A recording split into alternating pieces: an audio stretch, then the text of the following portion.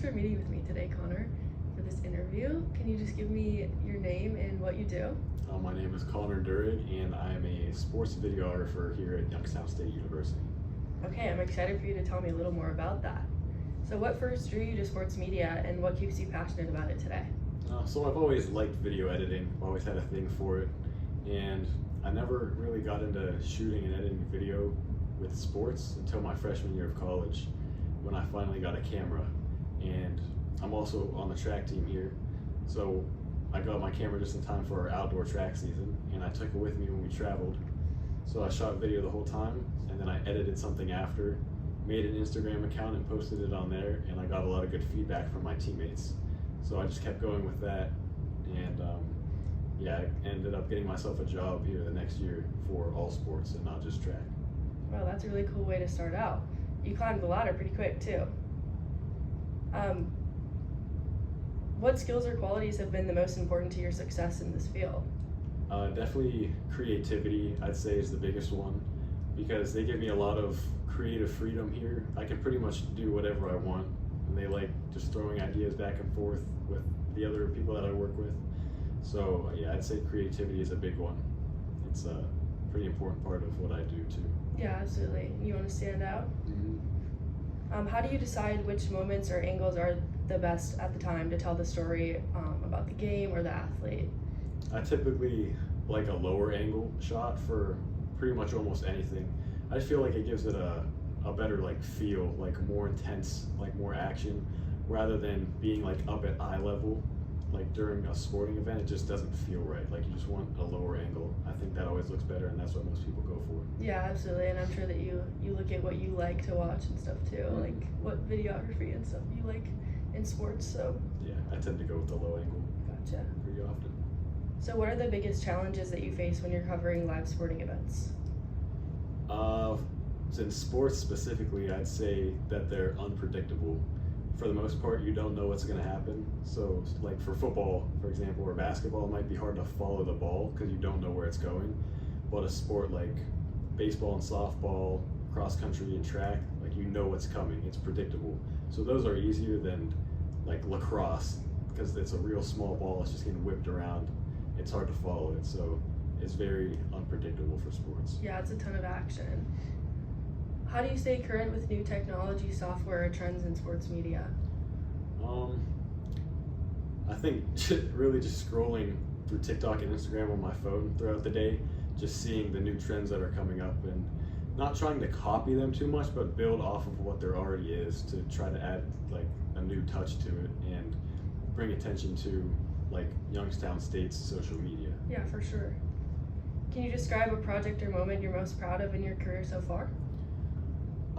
There's been a few, but one that stands out to me was the outdoor conference track and field meet from last year, because it's 3 days long and I also have to compete, but all 3 days I walked around and shot video the whole time, and it totaled up to like 17 and a half hours of just walking around shooting video, and I didn't compete until the last day. So, and I ended up doing really good, which I'm surprised because I was walking around so much, like you'd think that my legs would be kind of tired.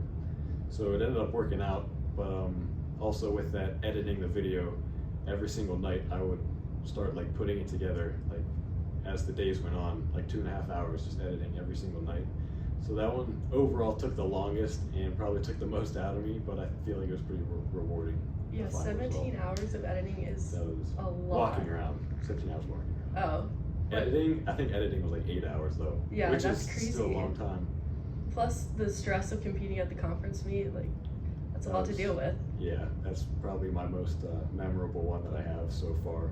But I feel like every conference meet ends up being like that though, because I try to include every single person on our team that's competing, because I think that's important. And yeah, those ones always take a really long time. How do you manage deadlines and the fast pace of multiple events happening at once? That one's difficult, because in the space that I work in, you don't really know. Like I said earlier, it's unpredictable, like when you're gonna have to get the video out. So like it might have to be same day, or they want the video the next morning. And I think a good example of this would be football, because I start editing at halftime of the football game throughout the entire second half of the game, like assuming that they're going to win, so we can get the video out as quick as possible. But I obviously can't get the video done yet because I don't have anything from the second half. So I have to wait for the other videographers to come back up at the end of the game and give me their good clips, and then we can work on it together and finish it up.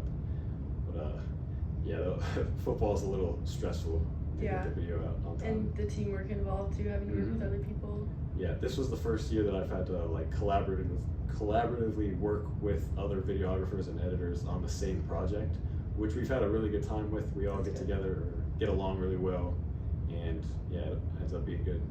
That's great. So what advice would you give to someone starting out who wants to work in sports media? It can be stressful at times, but it's also very fun. And like I said earlier, being creative is a huge part of it. I think just kind of do whatever you want and don't let people limit you. Don't limit yourself either. Just do whatever you think is right and learn new things about yourself, learn new ways to edit and shoot video. Just be creative. Yeah, for sure. I mean, I know that I love to see myself in videos and stuff, like as an athlete, and I think everyone kind of feels that way. So do you feel like it's a pretty rewarding job? I do. I think the feedback that I get from people really helps me out to keep going and lets me know that I am doing a good job.